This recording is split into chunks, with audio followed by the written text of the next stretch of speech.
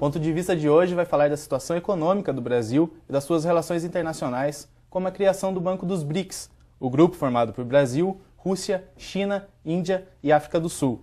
E para falar disso, eu recebo o professor de Economia da PUC Campinas, Cândido Ferreira Silva Filho. Bem-vindo, Cândido. Obrigado pela oportunidade. Cândido, acho que a gente tem que começar falando o que são os BRICS. Olha, BRICS foi uma expressão criada para designar um conjunto de países, um conjunto de economias emergentes.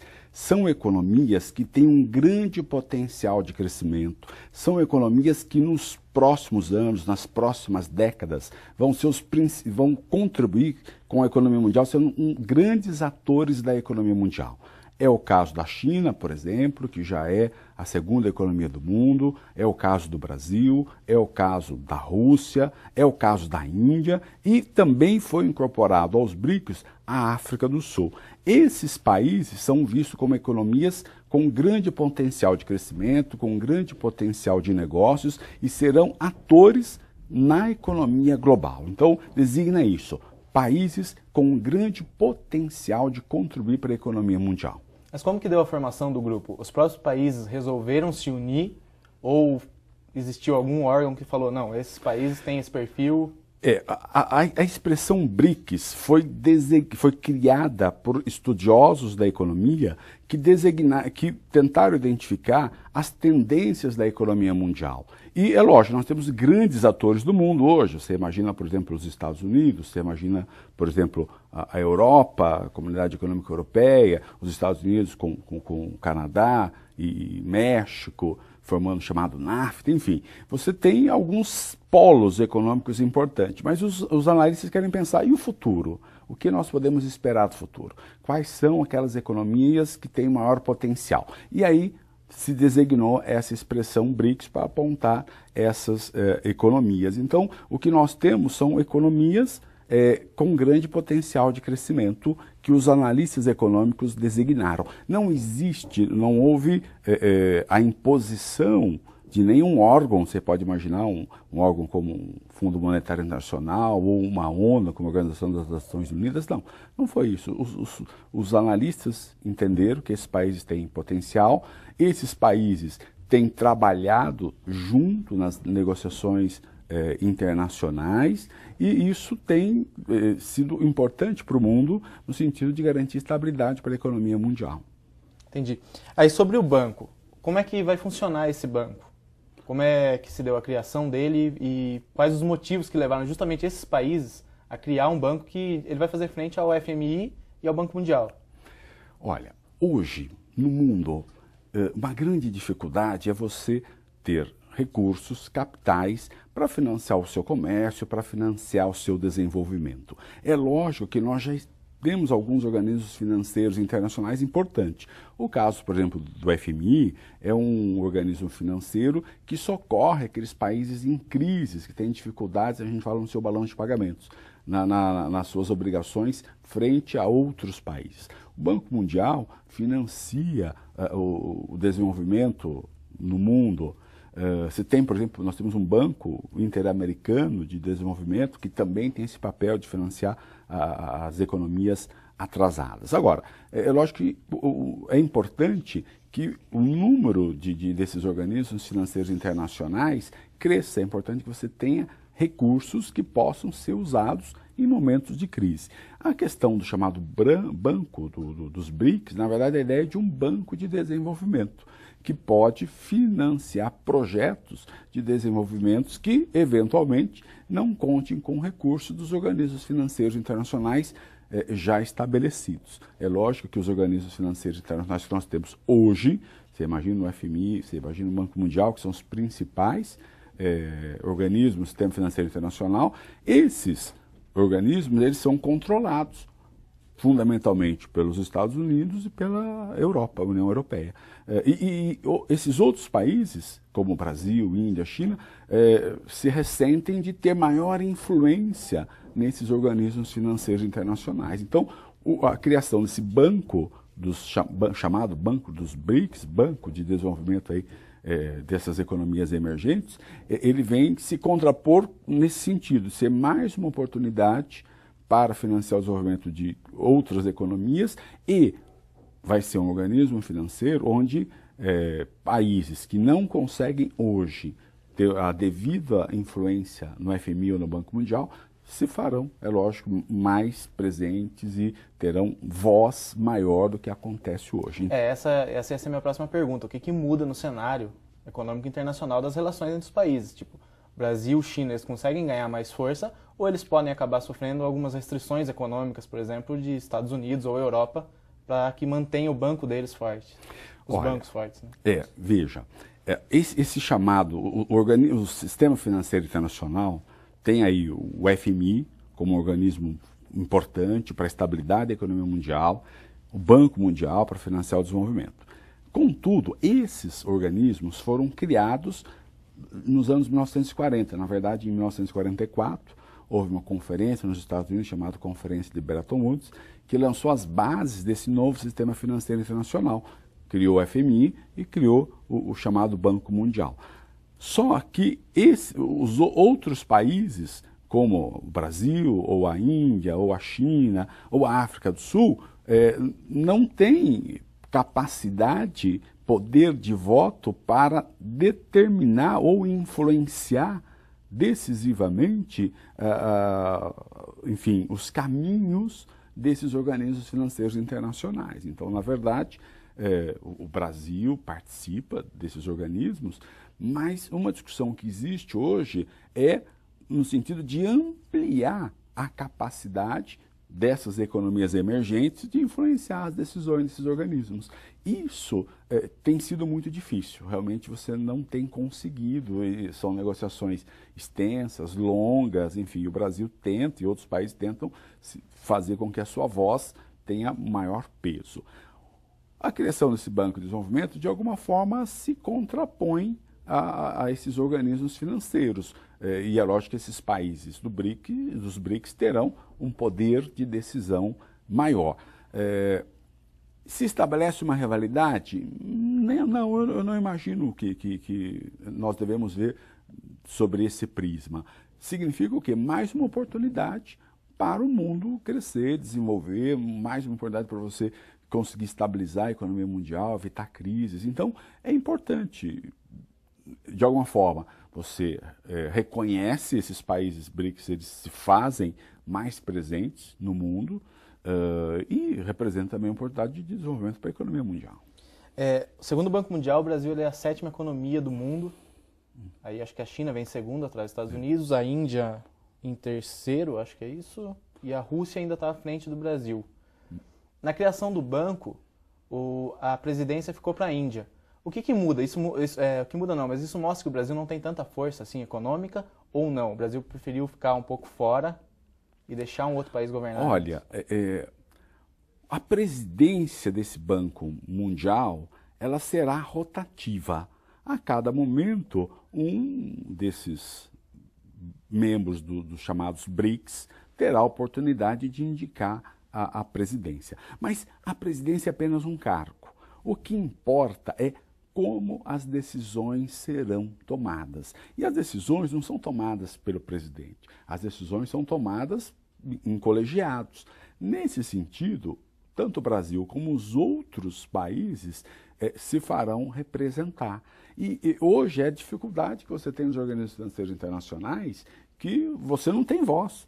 Agora, nos BRICS, nesse banco, você tem voz, você criou o banco, o Brasil e outros países irão capitalizar essa instituição financeira internacional, o Brasil vai participar dos conselhos que efetivamente deliberam, e o fato de você ter como presidente do banco um ou outro país, isso não eu não vejo como muito importante, mesmo porque a direção será rotativa. Então, se o Brasil hoje não ocupa a presidência, ocupará no futuro, mas não é o presidente que delibera. Então, nem o poder econômico de um país como, por exemplo, da China, que é a mais forte do grupo. Então, a China vai ter uma grande importância nesse Banco de Desenvolvimento dos BRICS, porque a China é a segunda economia do mundo e ela, é lógico, que terá um grande papel no sentido de capitalizar essa instituição financeira.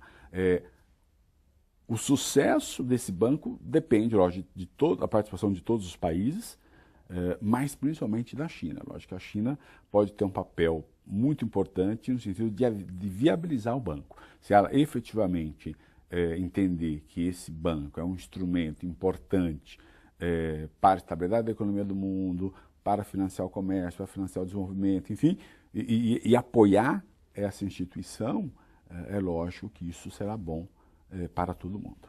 A economia da China, a produção econômica chinesa, principalmente com produtos mais baratos, que entram no Brasil, em países como o Brasil, influencia a economia desses países menores? Ela prejudica, de certa forma, com a mão de obra mais barata? Olha, a China é hoje um ator econômico global. A China, você não consegue entender hoje a economia mundial se você não tiver como referência a China. A China realmente ela é a grande oficina do mundo. A China abastece o mundo inteiro de nós chamamos de produtos manufaturados, produtos industrializados. A economia chinesa tem já há longos anos expressivas taxas de crescimento. A China é hoje um país que tem o maior volume de reservas internacionais em dólares. Então, a economia chinesa é hoje muito importante para o mundo. A China possibilitou ao mundo ter acesso a produtos manufaturados a preços cada vez menores. E hoje nós não podemos imaginar que, de repente, a China deixe de abastecer o mundo com produtos industrializados. Isso, logicamente, traria grandes dificuldades para todos os países, problemas de abastecimento, aumento de preços, etc. Agora, a China é um ator agressivo no mundo. A China procura, lógico, atender às necessidades, a demanda de todas as economias do globo, compete ferozmente e traz prejuízos a algumas indústrias, como, por exemplo, a indústria brasileira. Quer dizer, a indústria brasileira tem dificuldades para competir com a indústria chinesa, não tanto no nosso mercado. É lógico que aqui internamente nós não competimos, mas o que se verifica é que muitas vezes a China acaba substituindo a indústria brasileira em alguns mercados, seja mercado chileno, seja mercado argentino ou venezuelano, boliviano, enfim. Mercados que tradicionalmente eram abastecidos pelo Brasil sofrem com a concorrência chinesa. Então, a China é muito importante para o mundo. Não dá para você imaginar que a China, você poderia, de alguma forma, impedir a China de ser esse ator global, abastecendo a grande oficina do mundo, mas nós temos que reconhecer que representa, lógico, uma concorrência para a economia brasileira em alguns mercados. Para a gente fechar essa parte do programa, existe uma previsão de que a economia chinesa ultrapasse a economia dos Estados Unidos. O que isso pode causar no mundo quando vier a acontecer? Olha, a China já é atualmente a segunda economia mundial. A China cresce de forma bastante acelerada, a economia chinesa, mas a China é uma população que supera 1 bilhão de habitantes. Existe uma parte da sua população está ligada a esse setor moderno da economia, mas a China ainda tem grandes desafios no sentido de melhorar o bem-estar, de melhorar a qualidade de vida de grande parte da sua população, que hoje ainda vive numa situação, grande parte da população no campo, numa situação miserável, numa situação muito difícil. É lógico que então a China tem que crescer muito mesmo para dar conta dessa população enorme que a China tem. Então, o fato dela se transformar na primeira economia do mundo não significa que abala efetivamente o poder dos Estados Unidos, porque a China é um grande exportador, mas compra muitos produtos minérios e produtos agrícolas. Agora, os Estados Unidos é um grande mercado para o mundo inteiro, quer dizer, o mundo todo vende para os Estados Unidos. Os Estados Unidos têm o dólar, que é a moeda do comércio internacional. Então, para o mundo, o fato da China crescer é bom, porque representa também maiores oportunidades de negócio. E isso não abala efetivamente o poder dos Estados Unidos. Na verdade, se você pensar a economia global, é importante que outros atores apareçam no mundo e isso representa mais oportunidades de negócio e estabilidade para a economia mundial. Ponto de Vista fala hoje sobre economia e volta logo mais.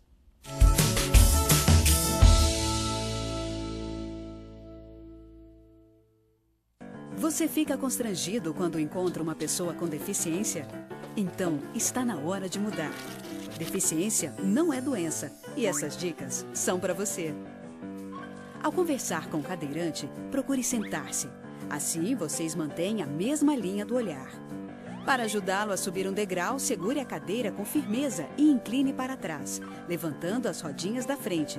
Para descer, faça a manobra de marcha ré, sempre apoiando para evitar solavancos. Mas nunca movimente a cadeira sem antes pedir permissão ao cadeirante. E em nenhuma hipótese, nem por um segundo, estacione na vaga reservada a pessoas com deficiência ou ao lado de guias rebaixadas. Você gostaria que construíssem um muro na porta da sua garagem? Pois é, quando você estaciona em lugares reservados, está impedindo que o deficiente físico se locomova. Cidadania é saber conviver com as diferenças.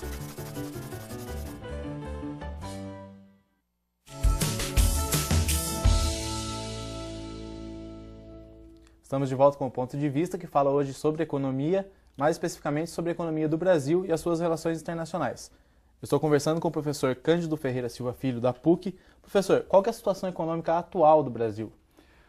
Olha, esse ano, 2014, o Brasil vem vivendo uma situação bastante complicada.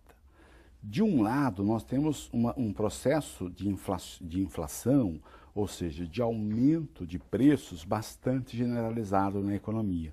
A inflação tem girado em torno de 6,5% ao ano. Já nesse ano e nos anos anteriores, a inflação tem ficado nesse patamar relativamente elevado. Então, temos um problema de inflação alta. Por outro lado, a economia brasileira vem estagnada. O que significa isso? O país não está crescendo. A cada mês, a expectativa é de um menor crescimento da economia. Atualmente, fala-se, para 2014, uma expectativa da economia brasileira crescendo em torno de 1% nesse ano. É pouco, considerando o próprio aumento da população, que é maior do que a economia está crescendo. Além disso, nós temos algumas outras dificuldades, principalmente no que diz respeito ao nosso comércio internacional. Nós temos, naquilo que nós chamamos de transações correntes, ou seja, todas as transações do país com o resto do mundo, envolvendo mercadorias, serviços, nós temos um déficit bastante expressivo, um déficit que tem girado aí em torno de 80 bilhões de dólares, o que logicamente tem impactos bastante sobre a nossa indústria, que vem estagnada, tem demitido muitos funcionários, não tem aí crescido nos últimos anos. Na verdade, a gente tem passado, inclusive, por um processo de desindustrialização. Muitas indústrias nossas estão fechando, perdendo mercado para a concorrência estrangeira. Então, esse quadro, esse cenário, é um cenário que tem gerado aí muitas incertezas em relação ao futuro da economia brasileira. Então, inflação em alta, economia estagnada, grande desequilíbrio externo, as nossas indústrias sofrendo muito com a concorrência internacional. Então, isso tem gerado, digamos assim, um certo pessimismo do setor produtivo com relação ao futuro da economia brasileira, tem gerado um certo descontentamento em relação à forma como a economia brasileira vem sendo conduzida pelo governo, e é lógico que isso representa problemas. Então, se a gente fosse tentar dizer o que nós temos hoje, temos uma situação bastante difícil para a economia brasileira. Mas isso é um reflexo de uma euforia que se teve com a redução de tributos como o IPI para carros e para a linha branca e que gerou uma busca por crédito muito grande. Depois o consumidor ele teve que parar de consumir.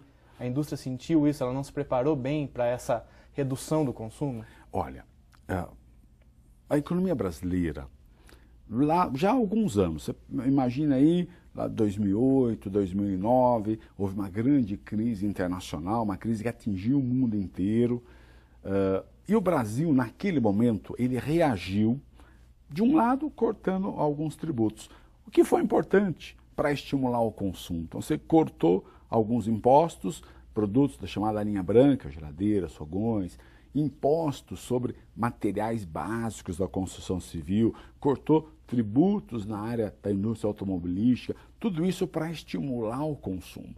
Além disso, você também facilitou o crédito, as taxas de juros caíram ao longo dos anos, a habitação, por exemplo, o crédito habitacional cresceu brutalmente. Então, tudo isso foi importante naquele momento para estimular a economia brasileira, para fazer com que o país crescesse. E o Brasil recuperou rapidamente, superou essa crise, a economia brasileira cresceu por alguns anos de forma consistente, só que esse crescimento tinha como variável fundamental o consumo das famílias.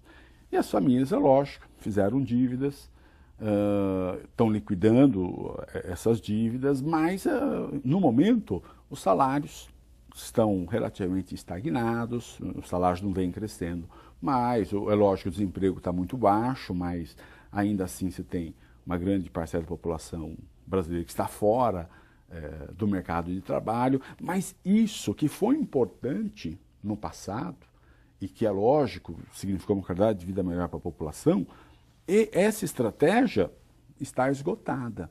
Hoje, para o Brasil voltar a crescer e crescer de forma consistente, nós precisamos de investimentos. Que cresça o investimento público e privado. Investimento que significa o quê? É você construir novas fábricas, comprar novas máquinas, ampliar a infraestrutura econômica do país, seja rodovias, ferrovias, aeroportos, portos, enfim. Você precisa investir. Esse é o desafio da economia brasileira hoje. Só que nós não estamos conseguindo ter esse investimento no volume necessário. É lógico que o governo tem tentado aí algumas alternativas. Então, por exemplo, você vê as concessões dos aeroportos, por exemplo, caso aqui de Campinas, de Viracopos, ou de Confins em Belo Horizonte, Galeão no Rio, Cumbica em São Paulo, ou do aeroporto de Brasília. Enfim, tentativas. O governo, por exemplo, fez concessões de algumas rodovias federais. São alternativas que o governo tem buscado para destravar os investimentos públicos e privados. Esse é o desafio. Temos que aumentar os investimentos. Contudo, existe um conflito entre as autoridades econômicas e o setor empresarial. Quer dizer, na verdade, o setor empresarial desconfia muito das políticas do governo, porque as políticas governamentais têm sido muito intervencionistas na economia. E isso tem feito com que o setor produtivo, o setor empresarial, de alguma forma, enfim, fique desconfiado em relação ao governo. Então, não há esse investimento. O grande desafio para o país hoje é esse. Nós precisamos retomar os investimentos. Nós temos muitas coisas por serem feitas em nosso país. E esse é o desafio. Agora, não dá só para o governo investir, ele precisa realmente conseguir a participação do setor privado. Então, o desafio é esse, é buscar arranjos que estimulem os empresários do setor privado a investir. Lamentavelmente, nós não temos tido muito sucesso nessas políticas e isso explica essa estagnação da economia que nós estamos vivendo. Isso também é resultado da supervalorização do real, principalmente no ano passado? Olha, uma das reclamações da indústria é a valorização do real. Então, na verdade, como a nossa moeda, o real, está muito valorizado, isso favorece as importações. Então, fica muito fácil você comprar tudo do mundo e é lógico que nós temos dificuldades em exportar. A indústria sofre muito com esse processo de valorização do real. Mas aí você pode argumentar, então é importante a gente desvalorizar a nossa moeda. Sem dúvida, isso tornaria a nossa indústria mais competitiva. No entanto, nós temos que lembrar que grande parte daquilo que nós consumimos hoje são produtos importados. Então, desvalorizar a nossa moeda real implica em tornar essas importações mais caros para o consumidor brasileiro.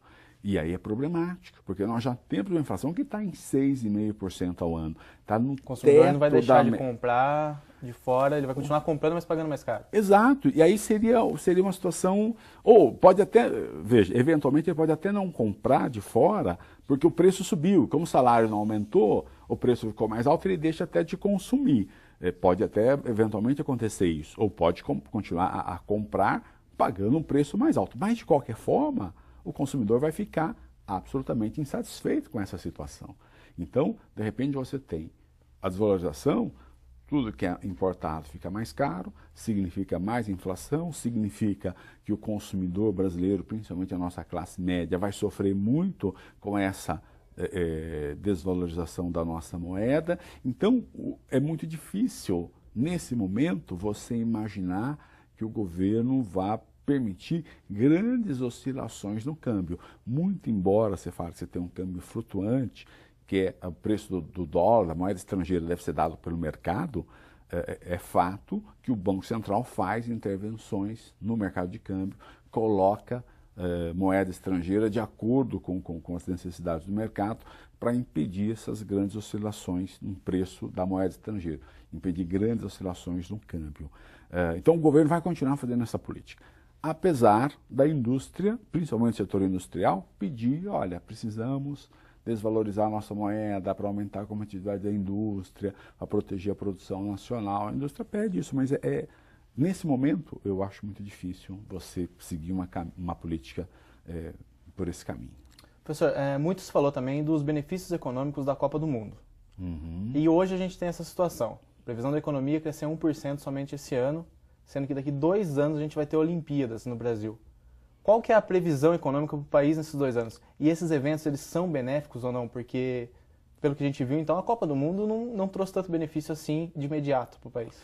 Olha, esses eventos, como por exemplo a Copa do Mundo, as Olimpíadas, implicam na realização de grandes obras. Então, nós tivemos aí, por exemplo, a construção de um conjunto de arenas pelo país. É lógico que deveria, além das arenas, ser colocado à disposição da população toda uma infraestrutura econômica, de vias de acesso. Houve, é lógico, a presença de muitos estrangeiros aqui. Isso é bom para a economia, quer dizer, é bom, gerou, logicamente, muitos empregos, principalmente na construção civil, construção dessas arenas, vias de acesso, etc. Demanda muita mão de obra, então foram realizadas grandes obras, muitos investimentos, houve uma grande geração de empregos.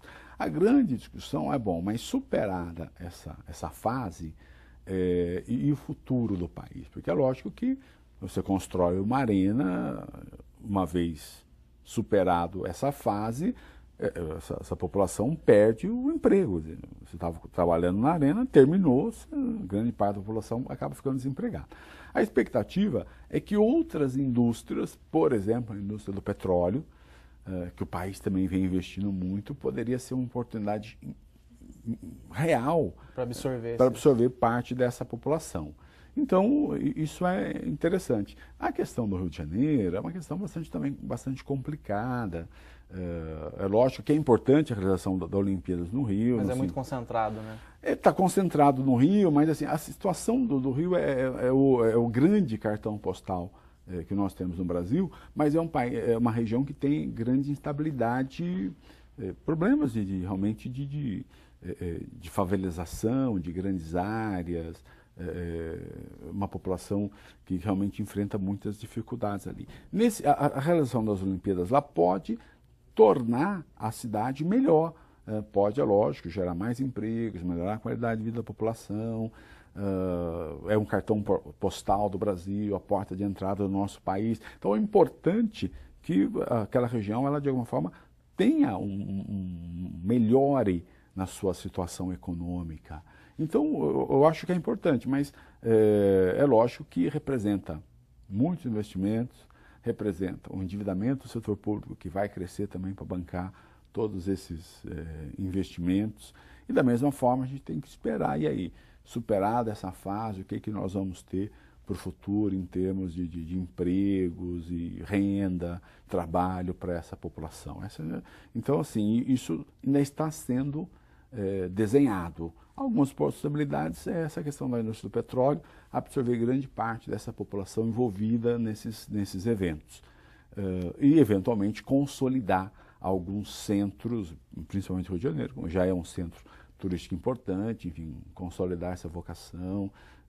Mas é lógico que o país precisaria realmente ter trabalhado no sentido de construir uma imagem como um polo receptivo de turismo importante no mundo. Muitos analistas acham que isso efetivamente ainda não aconteceu. Ponto de Vista volta logo mais falando sobre a economia do Brasil.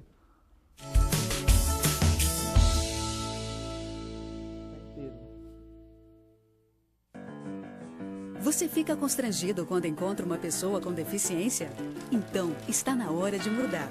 Deficiência não é doença e essas dicas são para você. Pessoas com deficiência intelectual levam mais tempo para aprender. Mas isso não significa que sejam incapazes. Elas podem e devem estudar e trabalhar. Existem mais de 200 tipos de deficiência intelectual. A síndrome de Down é uma das mais conhecidas. Não seja superprotetor. Se a pessoa com deficiência for uma criança, trate-a como criança. Se for adulto, trate como adulto. Ao pedir alguma coisa, se ela não conseguir fazer, mostre um modelo e certifique-se de que foi compreendido. E o mais importante, respeite o ritmo dela. Cidadania é saber conviver com as diferenças.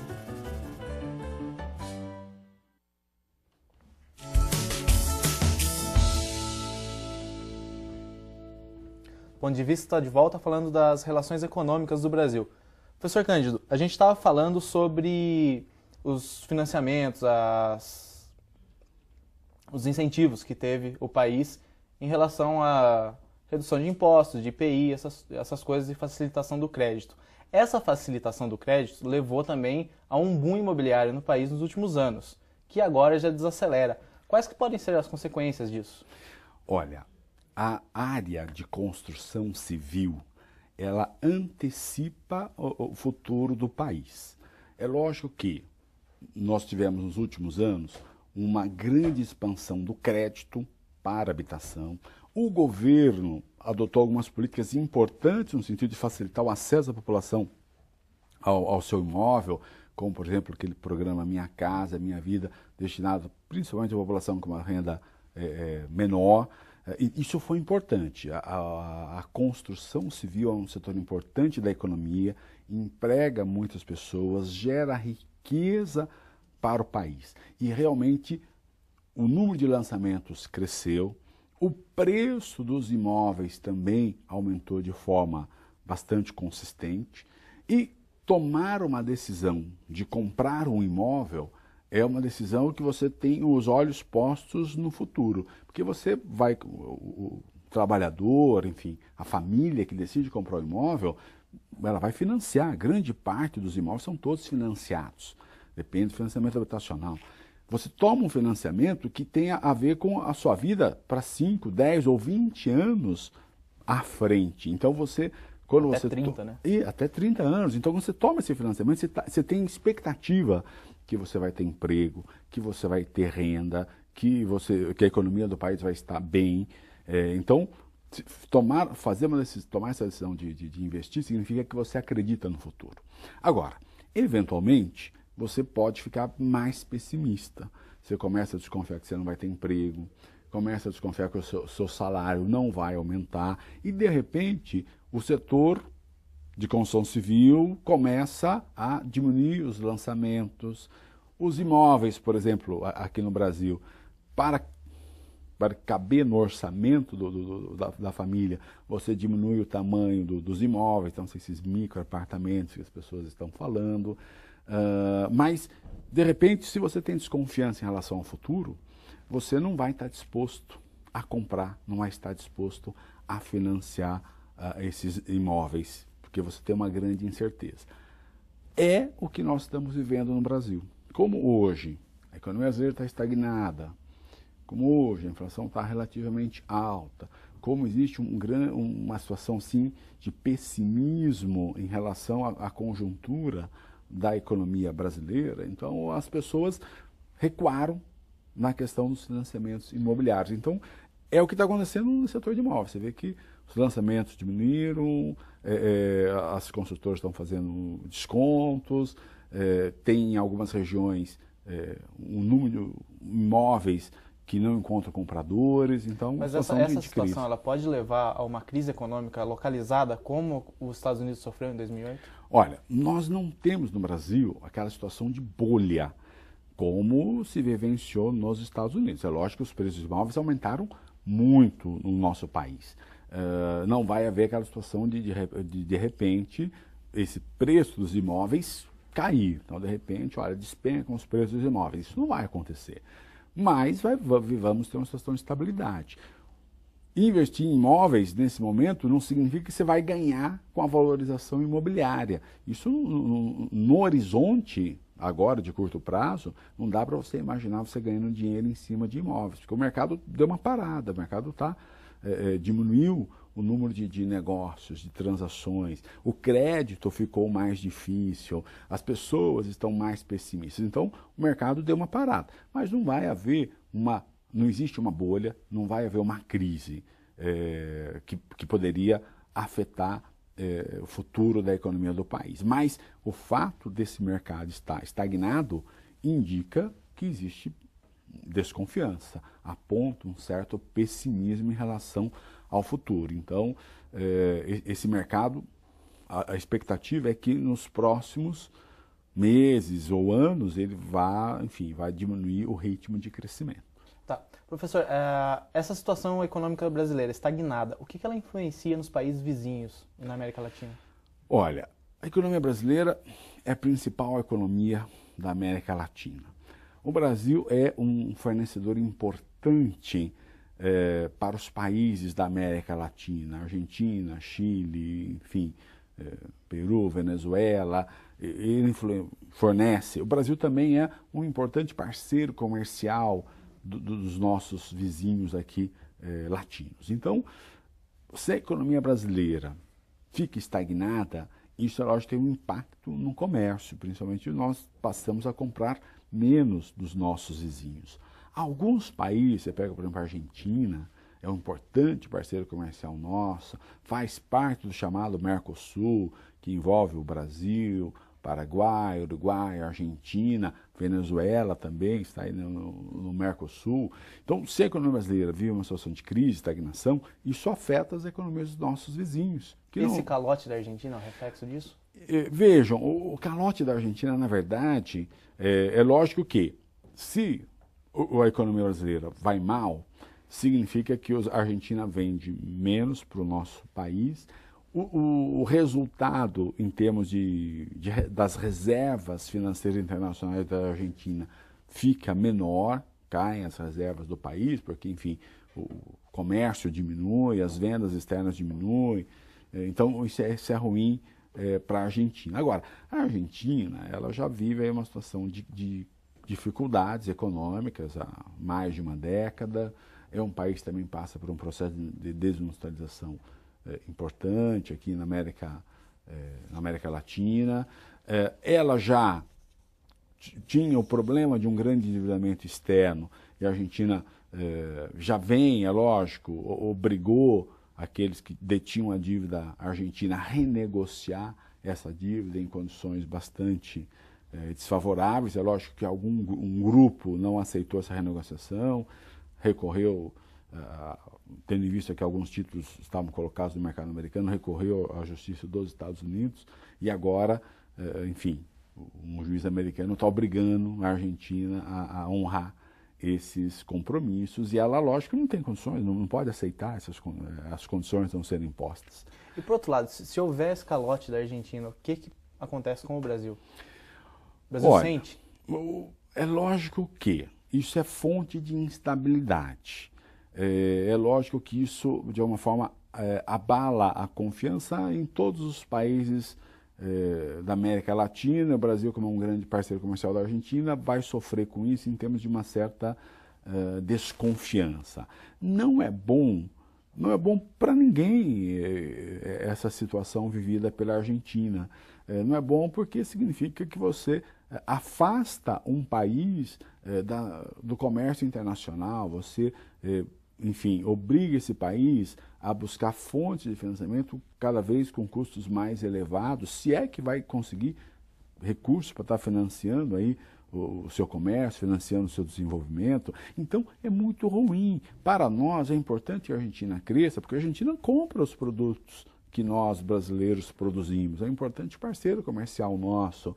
É importante para a indústria brasileira, a Argentina. Então, é ruim para toda a América Latina. E nós sabemos que a América Latina é hoje, no contexto mundial, uma região que enfrenta dificuldades. A economia da América Latina vem crescendo pouco nesses últimos anos e agora, em 2014, tem crescido menos ainda.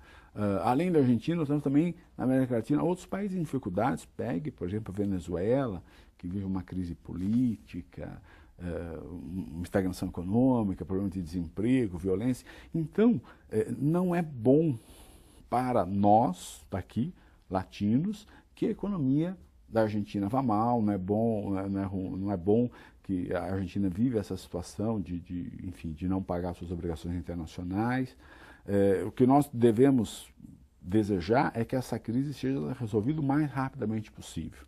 Diante dessa crise, a gente pode falar que o Mercosul ainda tem força? Porque pelo menos da mídia ele está um pouco sumido. Né? O Mercosul ele tem uma certa dificuldade para, enfim, consolidar como uma área verdadeiramente não só de área de livre comércio, porque a ideia é que você tenha aí um mercado comum, cooperação econômica entre os países, mas o Mercosul vem enfrentando dificuldades. Vocês se lembram que, por exemplo, a Venezuela foi admitida ao Mercosul, mas tinha um veto do Paraguai, tivemos a deposição do presidente do Paraguai, aí os países do Mercosul excluíram o Paraguai do Mercosul, admitiram a Venezuela. Então, assim, uma série de conflitos que nós vivenciamos. A Argentina também tem adotado muitas políticas protecionistas que viabilizam o negócio, inclusive, com os seus parceiros do Mercosul. É lógico que deve haver um esforço de todos esses países no sentido de retomar o Mercosul, de ampliar as parcerias internacionais, de realmente transformar esse Mercosul naquilo que ele se propõe a ser. Esse é o grande desafio que está colocado a esses países, mas no momento, dado toda essa conjuntura que os países vivem internamente e a própria conjuntura internacional, o Mercosul tem ficado realmente um pouco, assim, não tem sido discutido, não tem sido visto como uma prioridade pelos governos. Retomando a situação do Brasil, diante de todos esses fatores externos, o senhor já até meio que respondeu isso, mas a gente pode dizer que existe uma previsão de crise ou existe uma porcentagem de previsão de crise no país? Olha, eu diria assim, a situação hoje, considerando a conjuntura interna que nós estamos vivendo, considerando esse contexto internacional, nós podemos imaginar que o Brasil vá, nos próximos meses ou anos, viver uma situação de relativa dificuldade.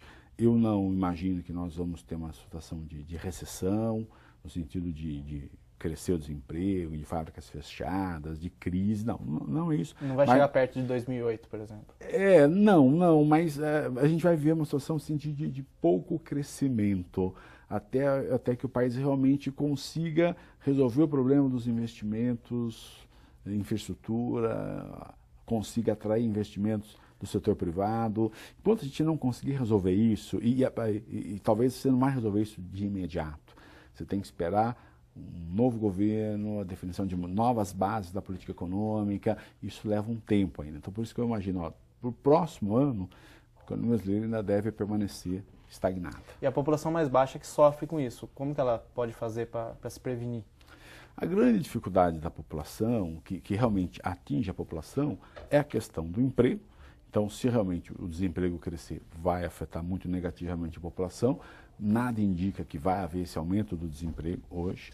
Mas não tem o problema da inflação, porque a inflação realmente ela diminui a renda real do trabalhador. O trabalhador tem dificuldades em continuar a comprar aquilo que ele já estava acostumado, porque o seu salário, como está perdendo valor, ele vai consumir cada vez menos. Então, a população sofre muito com a inflação. O governo brasileiro não tem alternativa a não ser enfrentar esse problema da inflação se quer melhorar a condição de vida da população. Então a inflação hoje tem girado em 6,5%. É lógico que isso, por meio dos mecanismos, a gente chama de indexação, que são reajuste automático dos preços, isso está presente em toda a economia. Então, um grande desafio é realmente reduzir essa inflação, porque isso vai significar, de alguma forma, vai trazer benefícios para a população. E a população tem que diminuir gastos. Na verdade, a população não tem como diminuir gastos, porque o que você recebe, na média da população brasileira, a renda é muito baixa, então você usa tudo para consumo. Sua renda que você tem, você usa para alimentos, alguma coisa aí para saúde, educação, mas é muito pequena, então não tem muito como cortar. O que a população tem que fazer é pesquisar, realmente pesquisar, buscar os preços mais baixos, não consumir simplesmente motivada, enfim, só por propaganda, publicidade, ou seja, aquele modismo, aquele consumo não racional, né? Aquele consumo muitas vezes só emotivo. Então ela tem que pesquisar, realmente se perguntar se precisa do bem, evitar um endividamento, financiar compras ou em cartão ou em cheque especial é muito caro. Então, assim, é o que a população pode fazer para tentar se proteger da inflação. E o governo, é lógico, que tem esse papel de implementar um conjunto de políticas que possa diminuir um pouco a inflação no país. Obrigado, professor. Esse foi o Ponto de Vista de hoje, que falou sobre a economia do Brasil. Até o próximo programa.